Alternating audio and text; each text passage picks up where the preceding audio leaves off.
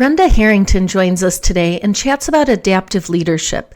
Brenda is a certified executive coach and the founder of Adaptive Leadership Strategies, LLC. She works with leaders globally in public, private, government, and nonprofit organizations. She's spent more than 30 years in private industry, and she's recently published a book called Access Denied, Addressing Workplace Disparities and Discrimination. I've really enjoyed this conversation, and I know that you will too.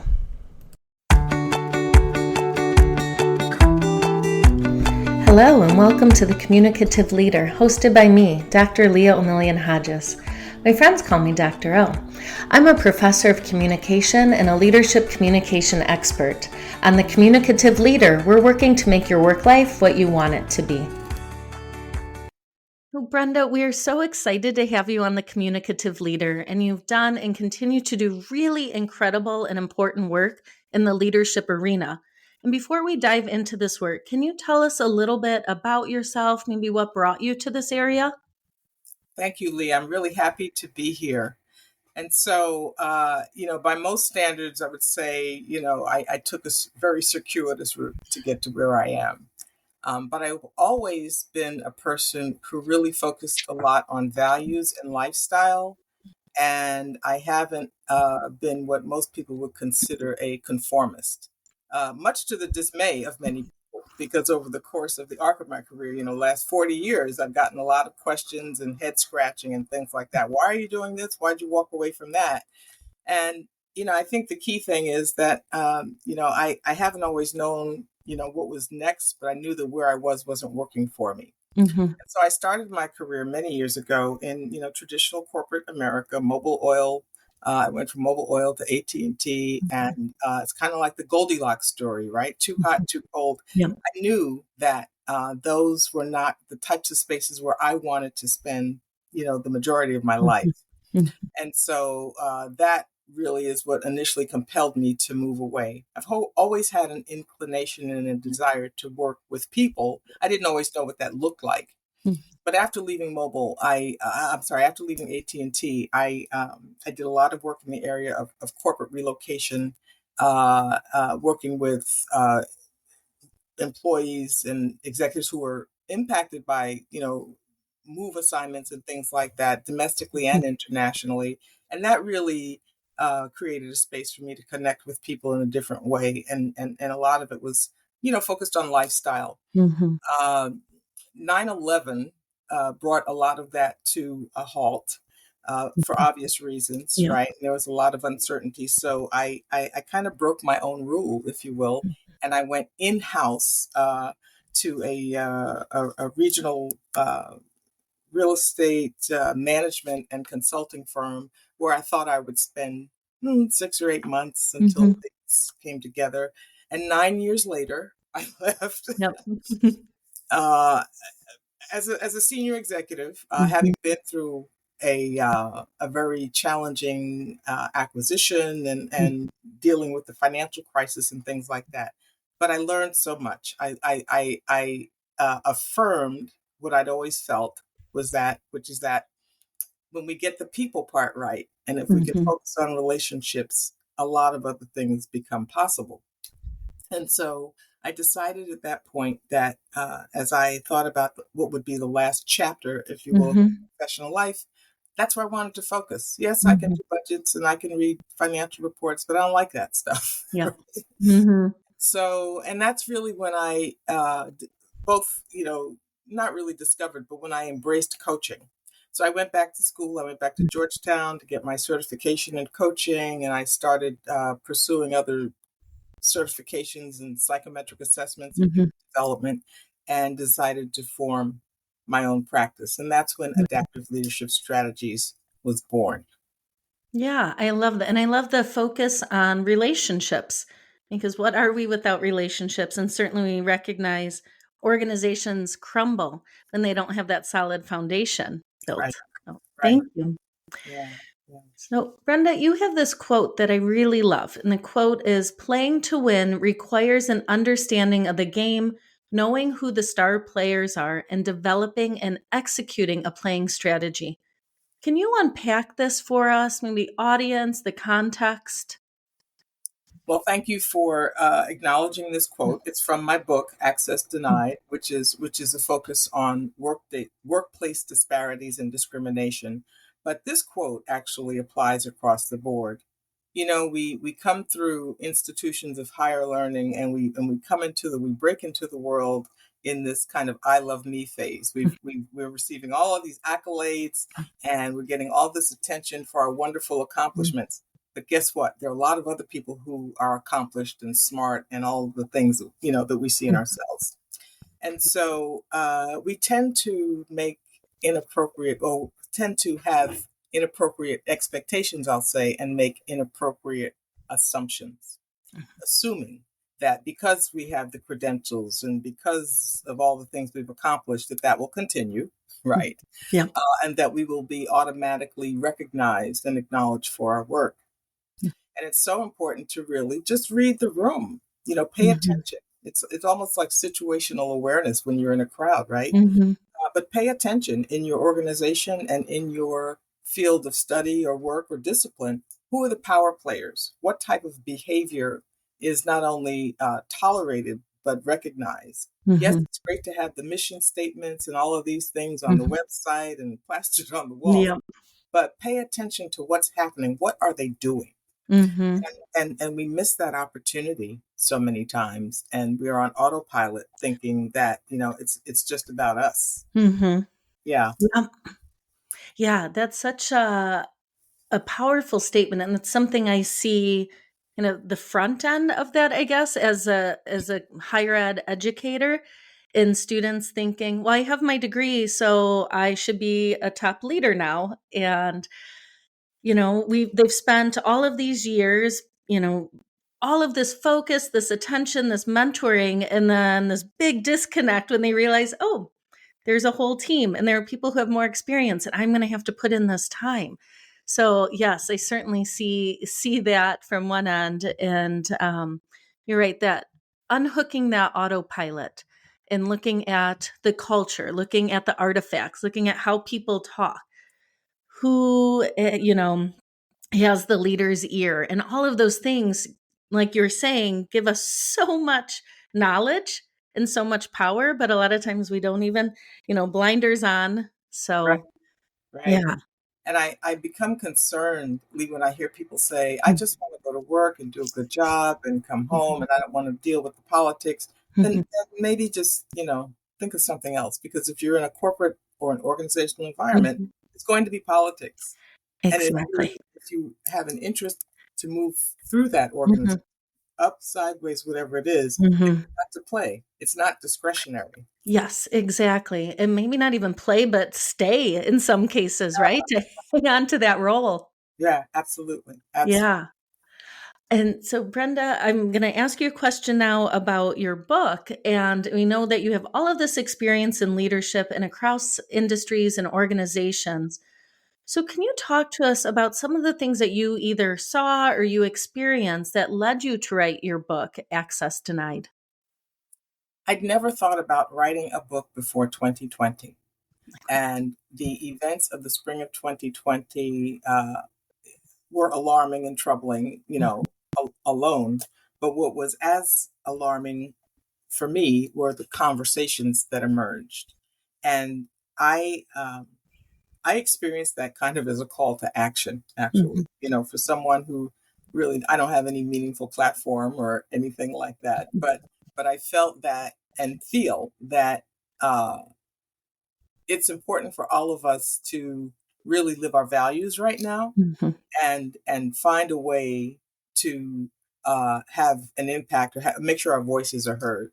And so I thought about a lot of my own experiences, some that I tell in the book, and the experiences of others that they've shared with me. And I was very grateful that I was able to, utilize or tell the stories of Yeah.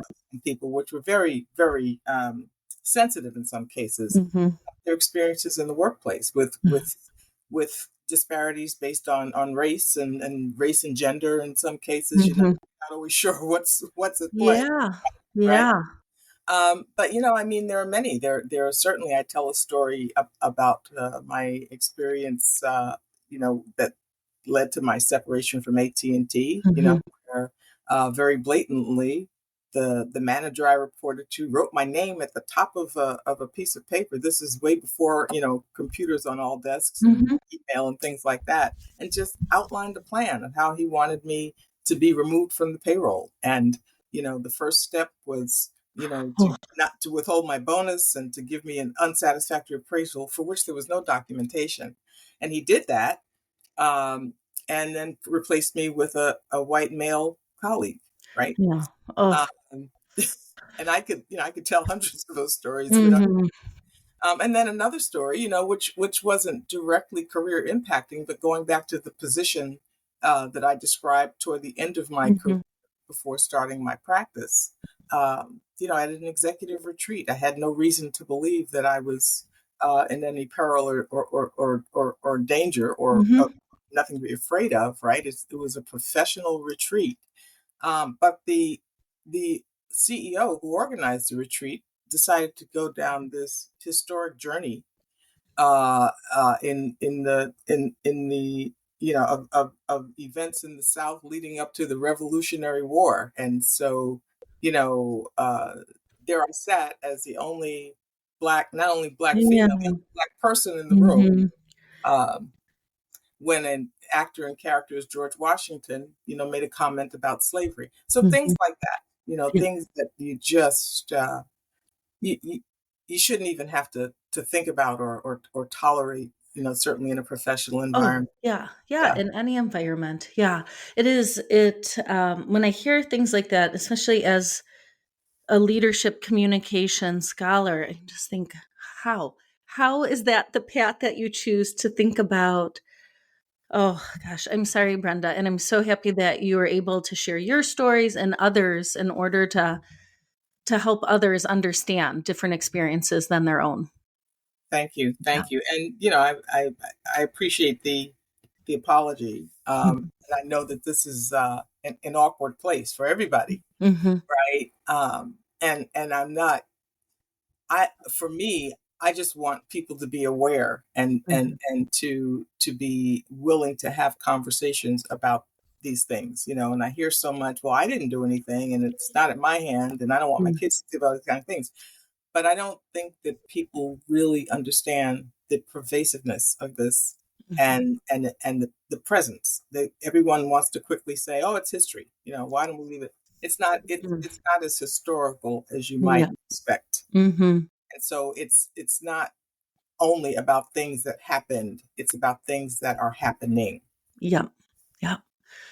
And that is a good segue to this next question. So, also thinking about access denied, what are one or two leadership skills or strategies that our listeners could start to practice right away that would offer more inclusion, a better experience, a more intentional experience for all? Yeah, paying attention. Just lift your head, look to the left and the right, and just to be more curious is a good start. Realize and respect the fact that there are other perspectives than your own, or perspectives other than your own, and be willing to ask questions even when they're hard. Because two people can look at the very same thing, obviously, and have very different interpretations, and it's important to know that. And when you feel that your interpretation is not being considered or is being left out, that's the beginning of feeling marginalized and just being shut out. Yeah. And exactly. And we know from employee voice literature, when we feel like our voice is unheard, then we stop sharing it. There you go. Yeah. Yeah. Gosh. So now I want to shift gears a little bit. And we know that you embrace and you champion authentic leadership. And I really couldn't agree more, because I've had pushback here, whether it's in the classroom or if I'm doing consulting work. The idea that I need to be a democratic leader or I need to be a transformational leader is the gold standard. But how do you then, considering authentic leadership as embracing who you are, your natural strengths, how do you introduce and position authentic leadership? Being yourself, certainly we have to regulate our behavior. Everyone does, okay? But not being expected to get in character in order to do your job.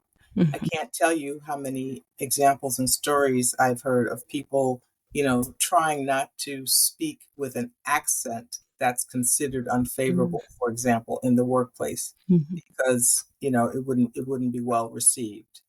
And so if you think about a battery, if you think about, the charge on your cell phone or a piece of technology, a Mhm. device, and let's say that the battery, when it's at full charge, has 10 bars, Mhm.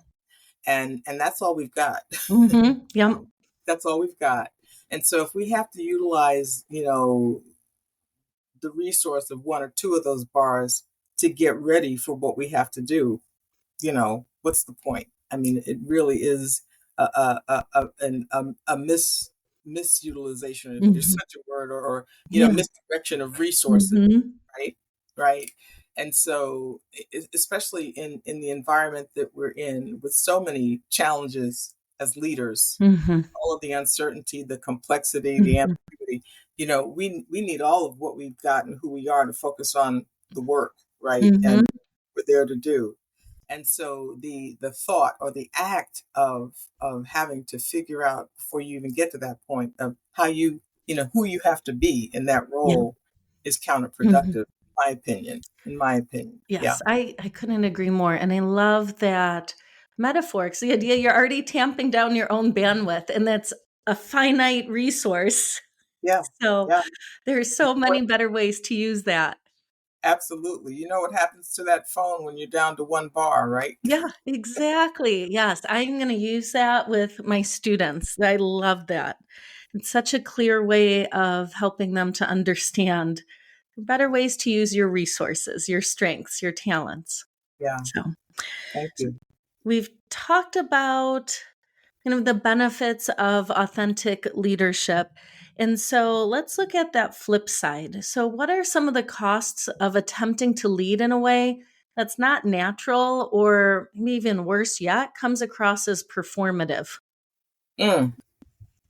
Uh, people, I think people can sense it. Mhm. And, when it's not sincere, when it's inauthentic, it becomes a barrier to building trust and developing relationships.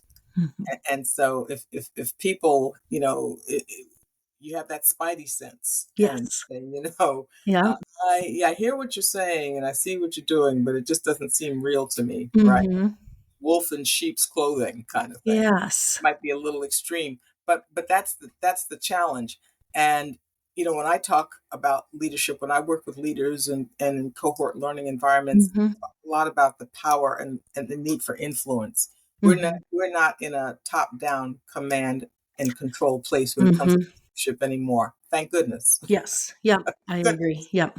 Um, and so, in order to be able to develop that capacity for influence, we've got to be able to, earn the trust of others and build those relationships. Hmm. So, when you're not showing up as all of who you are, you're really creating a barrier, Hmm. okay? And it makes it more difficult for those things to happen. Yeah, yeah, you're right. Because if we think about, I think leadership in its simplest ingredients, we have people and tasks. But if we're not able to form, like you said, those trusting relationships with Right. people, then we know that the tasks are also going to suffer, or they're not going to be as optimized as they could if someone has the safety with us to be vulnerable, to innovate, right? So, yeah, that's really powerful. Yeah, yeah. And we talk about, and I'm sure you have too in your work, Mhm. psychological safety, Yes. right? Yep. How Yep. am I going to be received, accepted? What's going to happen if I make a mistake? Will my team Mhm. have my back, right? Can I Yeah. can I express myself? Can I share my, Mhm. is it safe? Right? Yeah. Yep, exactly. And if your leader feels like this moving target of how he or she or they're going to perform or act or communicate one day from the next, then we certainly don't feel safe. Or I think most people wouldn't be able to see through that and feel that sense of comfort and safety. That's right. That's right. Yeah. So, Brenda, I have two more questions for you. So, this first one on the communicative leader, we always leave our listeners with a specific leadership or leadership communication practices. So, considering this, what is one thing you wish all titled leaders knew? Or what is that one piece of advice you would give to titled managers or leaders? Move the title aside. Mm. Don't expect your title to speak for you. Mhm. Okay. So we were just talking about influence. And I Mhm. think of leadership competencies as being on a continuum, Mm. authority at one end, influence at the other. Okay. Right. Oh, I like that. And so if I am leading by my title all the Mhm. way over on that authoritative side, Yeah. that we're back to that command and control. Hmm. Do as I say do, Yep. and you can get things done that way, but it's Hmm. it's it's a very limited source of power. Hmm. But when you can move along that continuum and get closer to Hmm. that place of influence, Yep. then people are with you because they believe in you, they trust you, they Yep. like you in some cases, but Yep. they respect what you're able to do. Hmm. They line up behind you and come through for you, I won't say no matter what, Yeah. but you can Hmm. rely, you can have a higher degree of engagement Hmm. circumstances. And so just set the titles aside. Don't. Yeah. Yeah, yeah. Oh, I really love that.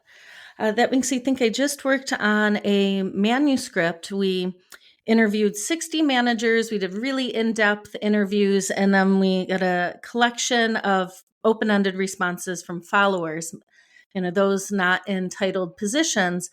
And we asked them for their metaphor for managing. So, someone, if you're a lion, what does that make your work group? And we asked the followers as well. But the big takeaways at the end of the day, and looking at all of this data, was followers, teammates, they really loved and looked up to managers who could influence the environment and influence followers. And that was really in awe. I mean, if I'm thinking of some of the metaphors, one that sticks out is my manager is this beautiful willow tree, and I am the branches connected to her. I mean, if we think about that type of relationship, Yeah, really powerful. So you yeah, had other folks, if we're thinking of authority, saying, my manager is a member of the KGB, or my manager is Hitler. I mean, some really loaded, powerful, destructive yeah, metaphors. So, yeah, I love that continuum approach. I haven't thought about it like that. And that makes so much sense. yeah. Okay. No, it is so true. It is so Hmm. true. And, you know, I think for a number of leaders, unfortunately, it's scary to set the title aside. Hmm. And, there's one word that it just makes me cringe, and that's boss. Hmm. I have never used the term boss, certainly when it Hmm. was, applied to myself, and people would Hmm. introduce me and say, "This is my boss." I said, "No, I'm, I happen to be your manager, but we're colleagues." Yes. I Yeah. don't like it, That's so and cool. I have not used it relating to anyone else. You know, Hmm. it applied to me because I think it's I don't think it's an effective term. I agree. I Yeah, agree. yeah, Because then you think of, well, she's bossy or bossing someone around, which I think runs parallel to bullying in some ways, right? yeah, So, yeah. thank you for that. That's something I hadn't thought about, but I'm going to be really mindful of. Okay, Brenda, I have one last question for you. So, we looked at advice for our formal titled leaders. And now I'm wondering what is the advice that you have for employees of all ranks across all industries? What is it that any employee could work on right now to improve their leadership abilities? It's a culmination, I think, of everything we've talked about, starting with authenticity. Mhm. Know who you are, Mhm. and you know, try to focus on nurturing and developing whatever that strength is, Mhm. yours and yours alone. We all have it. Mhm. We spend a lot of time listening to people, say, "Oh, you should be more of this and less of that." Going back to what you said, at the beginning, should I be a Democratic leader? Should I be a this? Should I be a that? Mhm. You should be a whatever you are. Mhm. There, Yes. Yep. some people have the gift of humor, Mm-hmm. And, they walk into a room, Mm-hmm. or they come onto a camera, Yep. and people start to smile in anticipation of what they're going Mm-hmm. to say, right? They haven't said a word. So you have to find whatever that is that's your own, and Mm-hmm. really develop it and nurture it and figure out how to make it work for you. I don't want to be cliche, but how do you Mm-hmm. use that as your superpower, right? Yeah. Yeah. Yep. Exactly. And I think that really is the most important thing. And going back to read the room, Mm-hmm. setting the right expectations, and Mm-hmm. look for where and how you can make meaningful connections and build sustainable, lasting professional relationships. Mm-hmm. Yes, I agree. And I love when we think about reading the room, I think there is a lot of power there that often we overlook. Because when we pick up on these things, we have more autonomy and we can figure out what parts of our roles can we kind of stretch a little bit that we really like and lean into. And I think it just it allows you to, as you're saying, lean into your natural strengths and talents in a way that is normative in your organization. And I want to go back to something we talked about a few Mm-hmm. minutes when you talked about the titled leader. Mm-hmm. All leadership doesn't necessarily sit at the top. Yep. Yeah. Look at who the informal leaders are. That might Mm-hmm. be an AA, Mm-hmm. Yep. but think about who the go-to person is. Who do people look to for Mm-hmm. inspiration or support or insight and things like that, or who is really driving? Mm-hmm. Often, the person that's holding the wheel is not the person with Yeah. the title. Yep, yep. I remember learning that lesson because my kind of second grown up job, I worked in a marketing department in a large hospital, and the chief marketing officer was just pulled in 100 directions all the time. And I just felt like I don't have what I need. I need some information. I need this in order to do my job.